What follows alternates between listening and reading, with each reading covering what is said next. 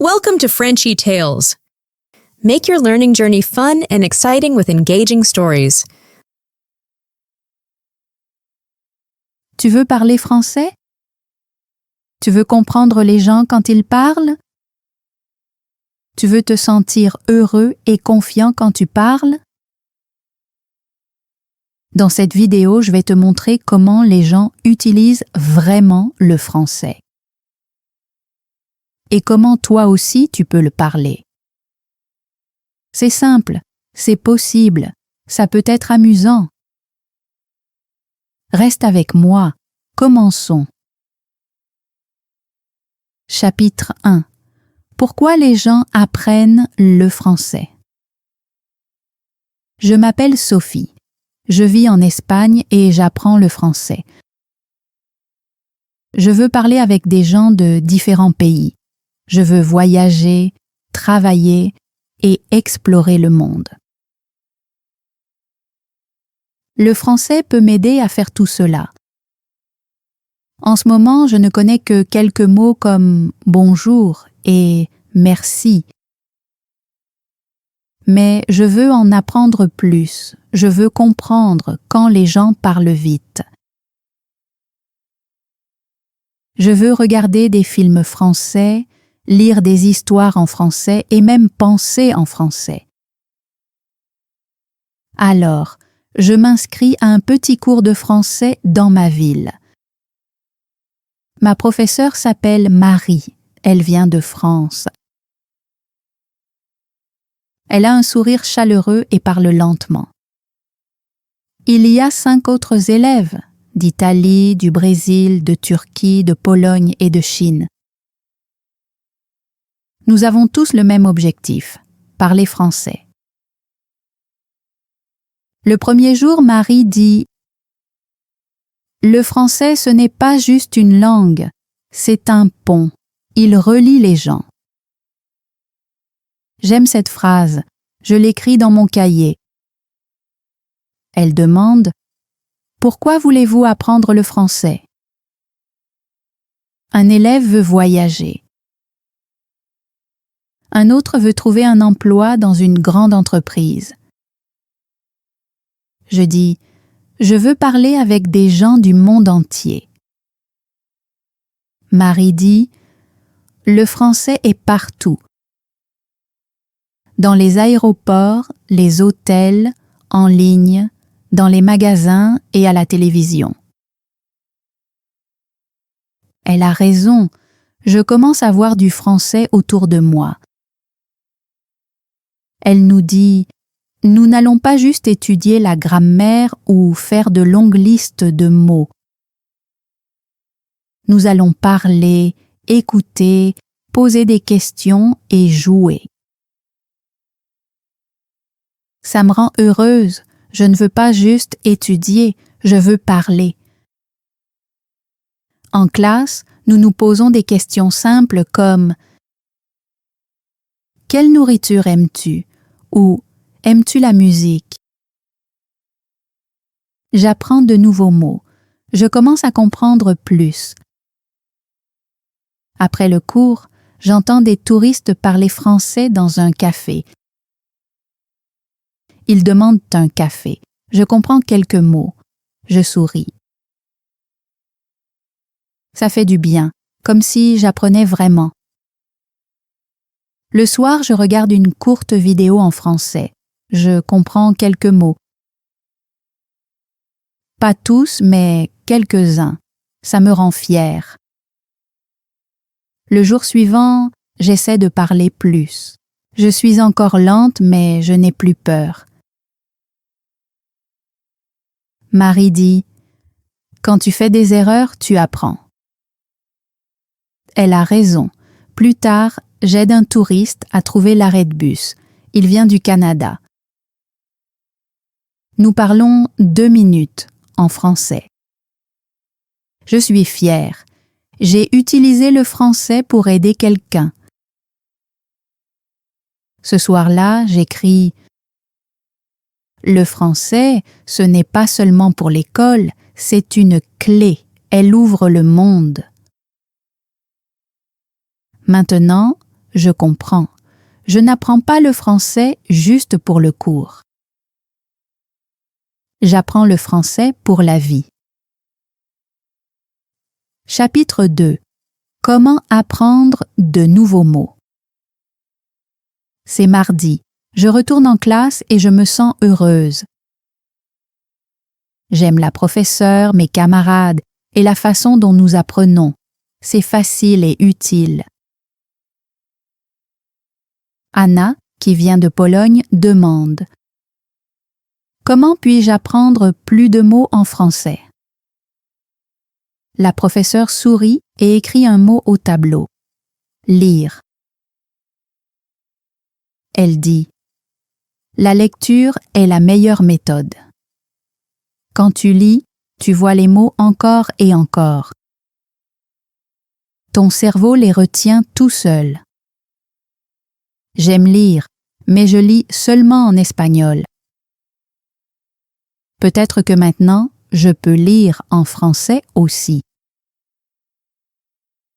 Elle dit « Lisez 30 minutes par jour, c'est suffisant.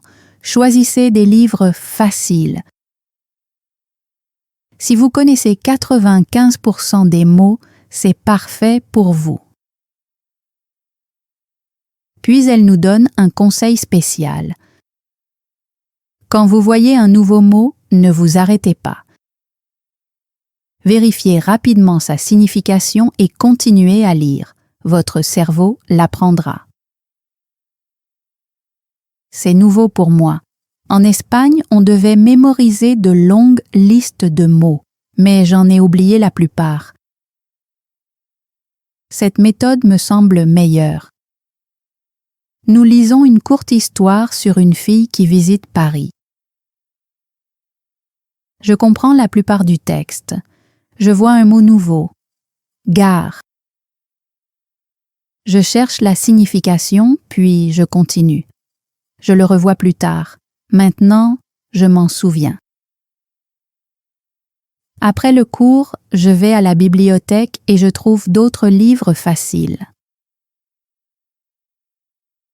Plus tard, je visite une agence pour l'emploi. Une femme m'aide. Je comprends ses questions et je lis les annonces. Il y a une semaine, je ne pouvais pas faire cela. Maintenant, je comprends plus et je parle mieux. Je prends un petit travail dans un café français. Je vais y travailler 3 jours par semaine et parler français là-bas. Ce soir-là, je lis encore. Je ne m'arrête pas à chaque mot. Je profite juste de l'histoire. Je me souviens des paroles de la professeure. Lisez ce que vous aimez. Ne vous arrêtez pas. N'écrivez pas. Profitez. Dans mon cahier, j'écris « Quand je lis, j'apprends des mots. Quand j'apprends des mots, je comprends les gens. Quand je comprends les gens, je peux parler. Lire me donne de la force. C'est mieux que les longues listes de mots. C'est un vrai apprentissage. » Chapitre 3. Comment apprendre la prononciation? C'est mercredi. Je suis impatiente d'aller en classe. Chaque jour, je parle plus, je comprends plus et je me sens mieux. Aujourd'hui, quelque chose de nouveau se passe. Juin, de Corée du Sud, parle pour la première fois. Il dit « Je veux mieux parler. Je connais des mots, mais les gens ne me comprennent pas. » Nous l'écoutons tous. Je ressens la même chose.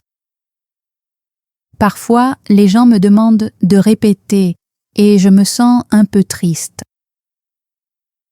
La professeure écrit au tableau « shadowing ». Elle dit « Cela veut dire écouter quelqu'un parler et répéter juste après lui. » Comme une ombre qui suit une personne.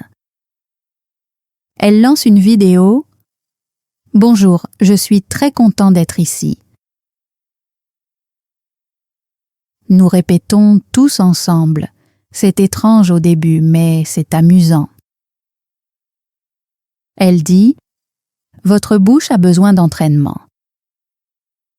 Le shadowing aide votre bouche à bouger comme celle d'un francophone.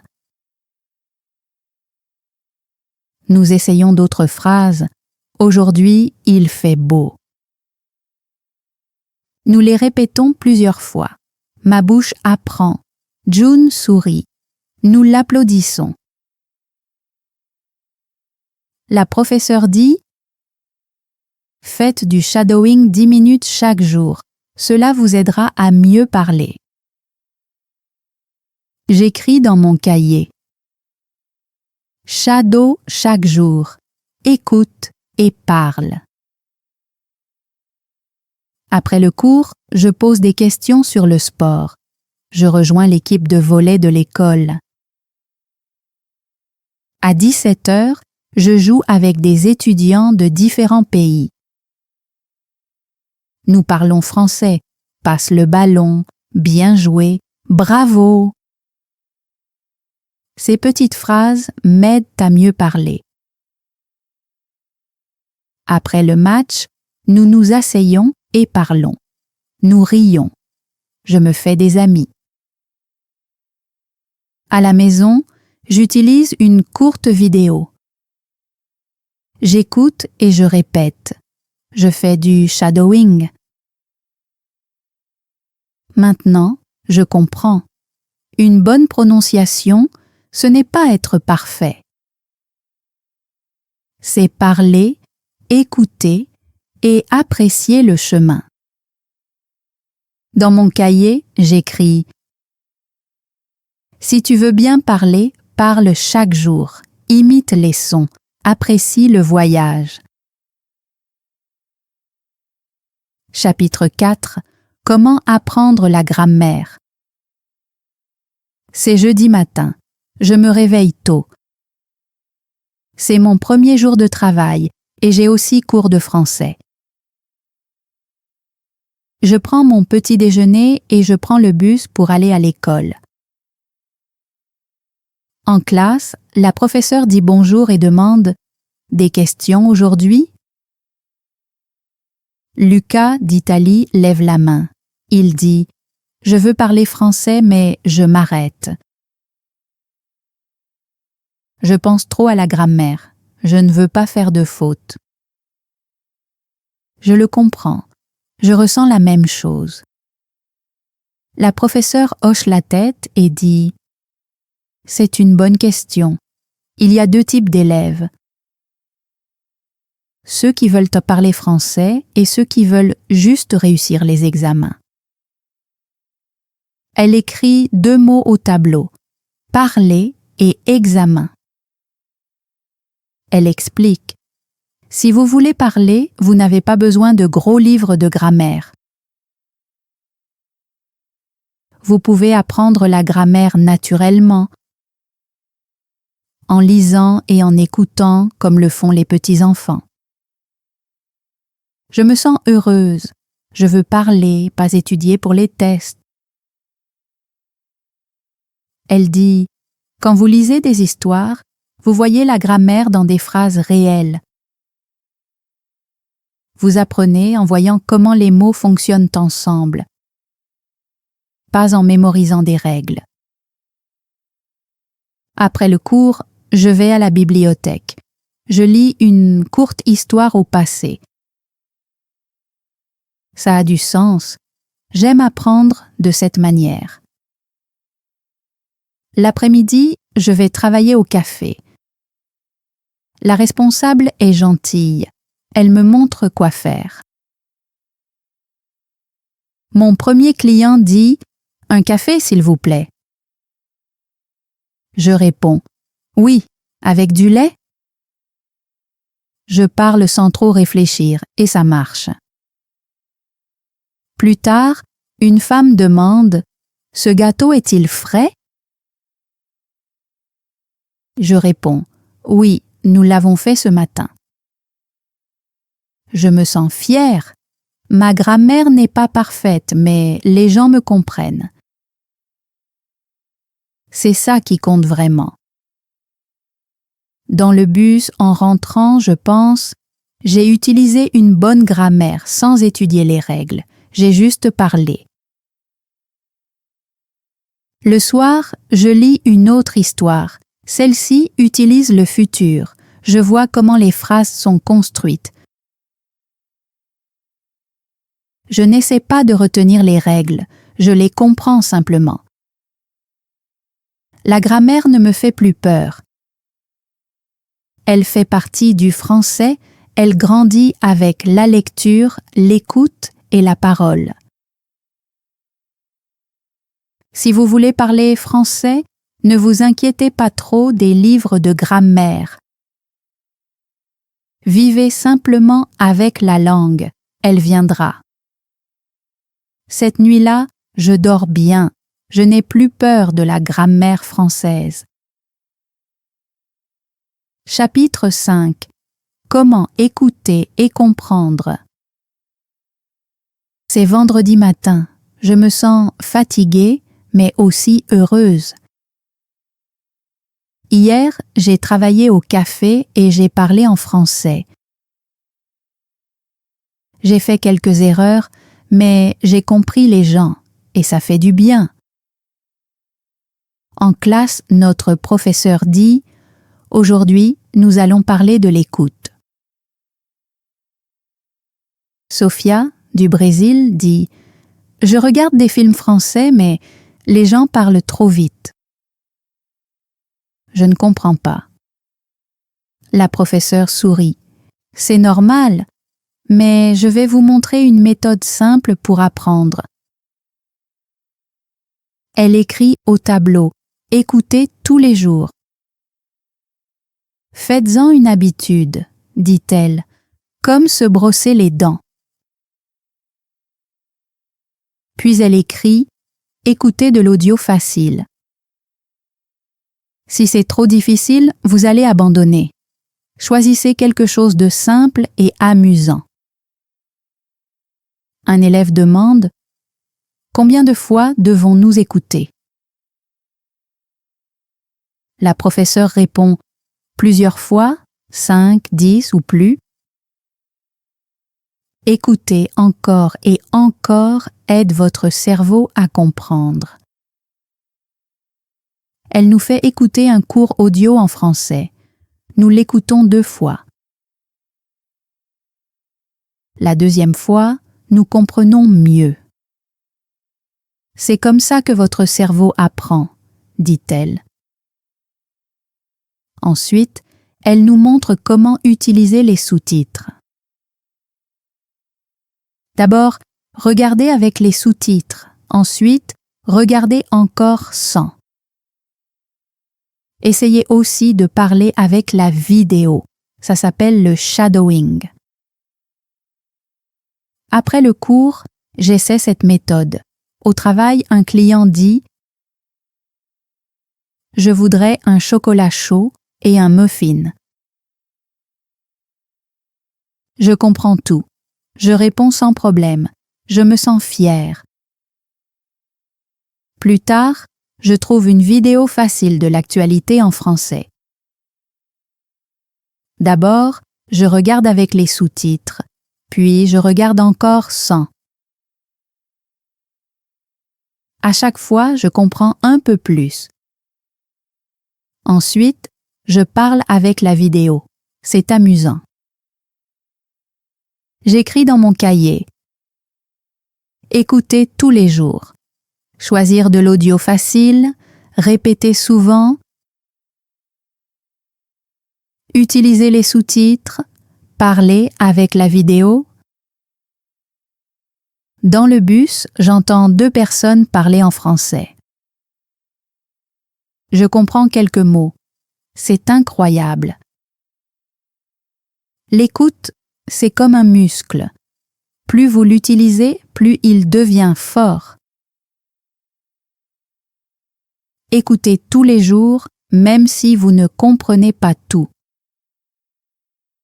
Petit à petit, ça devient plus facile.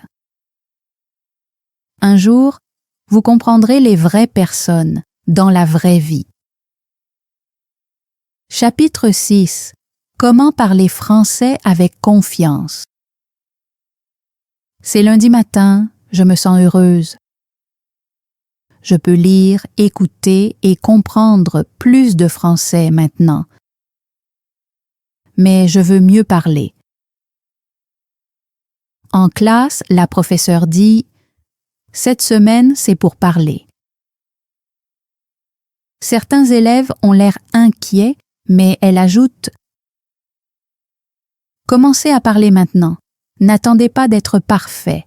Utilisez des mots simples. »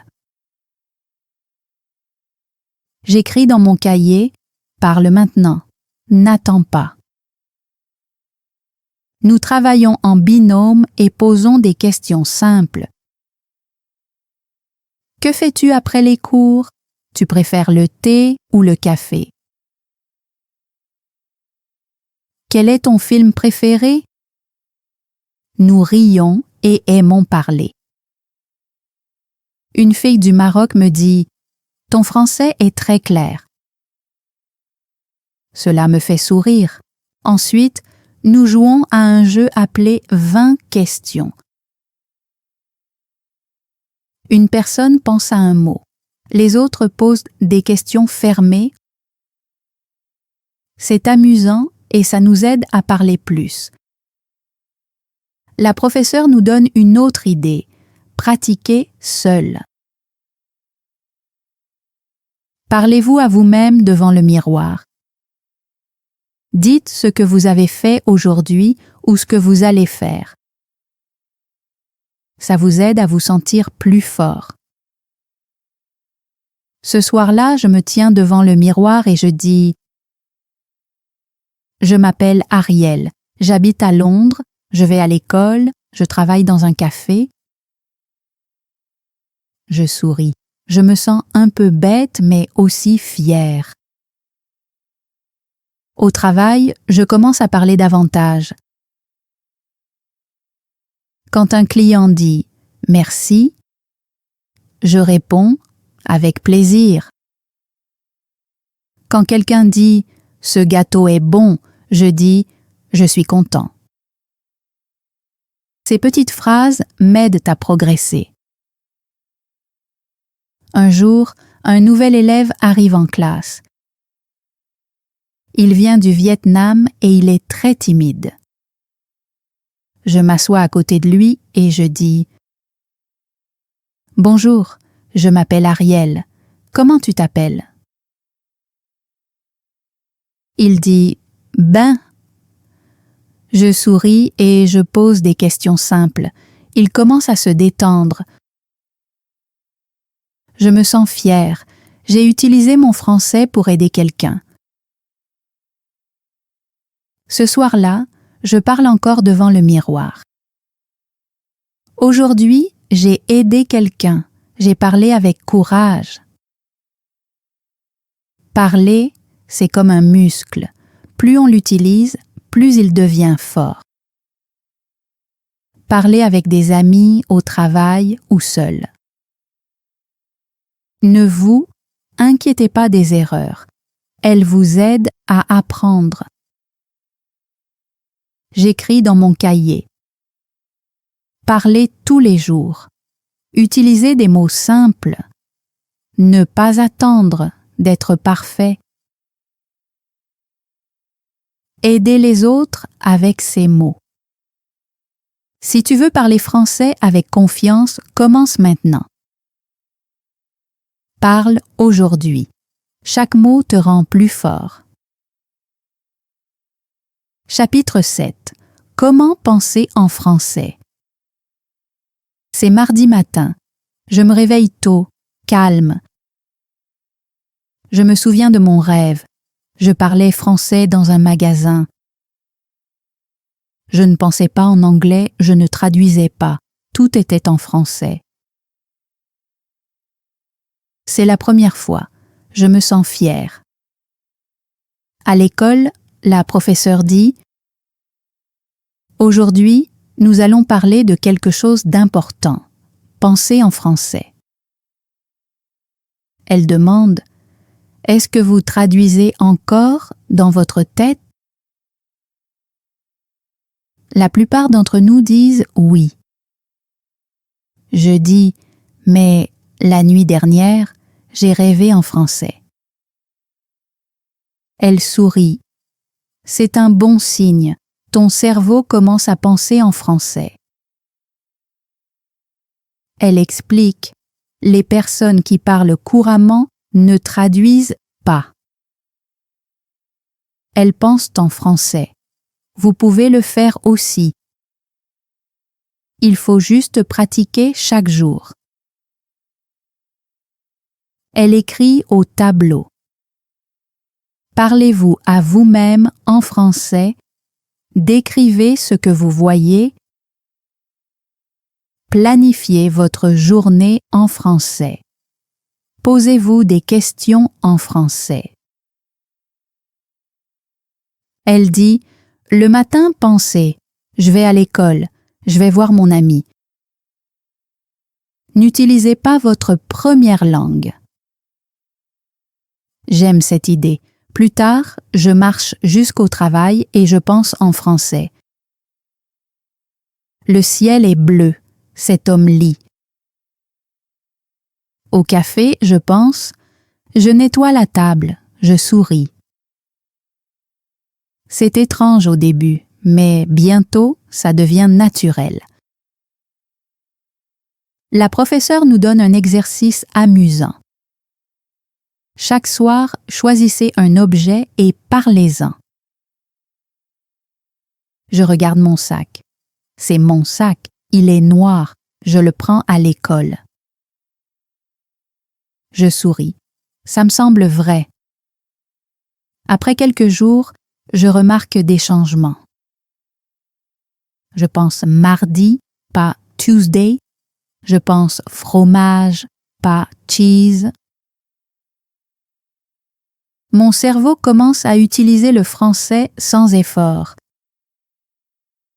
Puis, je rencontre une fille d'Italie. Elle me demande « Tu parles anglais ?» Je dis « Oui, mais je choisis de parler en français. » Nous utilisons des mots simples et nous nous comprenons. Je me sens de nouveau fière. Ce soir-là, je pense en français. Aujourd'hui, j'ai aidé des clients. J'ai écouté un podcast. Je n'ai pas traduit. Je comprends. Je n'apprends pas seulement le français.